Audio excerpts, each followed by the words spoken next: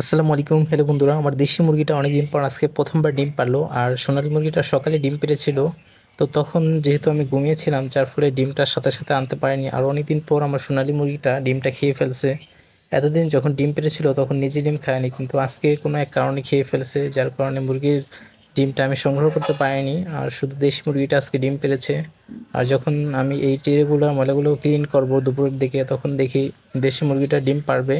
তখন খাঁচার মধ্যে সোনালী মুরগিটাও ছিল, কিন্তু সোনালী মুরগিটা তো কাছে কোনো ডিম দেখলে, ডিমের খোসা দেখলে খেয়ে ফেলে। যার কারণে সোনালী মুরগিটাকে আমি বের করে দিয়েছি, আর দেশি মুরগিটা খাঁচার মধ্যে ডিম পেড়েছে।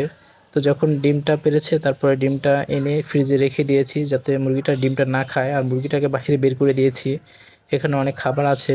একটু পরে আমি সব ট্রের ময়লাগুলো ক্লিন করে দেব, আর খাবারের পাত্র, পানির পাত্র, এগুলো সব পরিষ্কার করব। তো একদিন পর পর এখন পরিষ্কার করি, যেহেতু শীতকাল। তাছাড়া আমার ঠান্ডা লেগে গেছে, যার কারণে প্রত্যেক দিন ক্লিন করতে পারি না। আর একদিন পর পর ক্লিন করলে এগুলোতে অনেকটা ময়লা জমে যায়।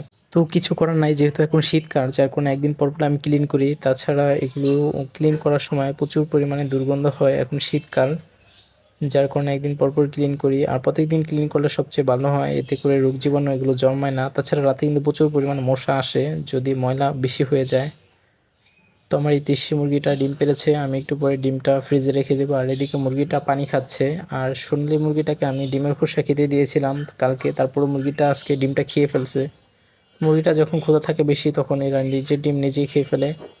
আর কবুতরের এই জোড়াটা, এটা ডিম পারবে কয়েকদিন পরে। আর ওইটা তো ডিম নিয়ে বসে আছে, ওইটা ডিম ফুটবে 13 থেকে 14 তারিখে। আর উপরে 2 জোড়া আছে, এক জোড়ার বাচ্চা 12 থেকে 13 দিন বয়স হয়ে গিয়েছে, বড় হয়ে গেছে। আর অন্যটার বয়স 5 দিন।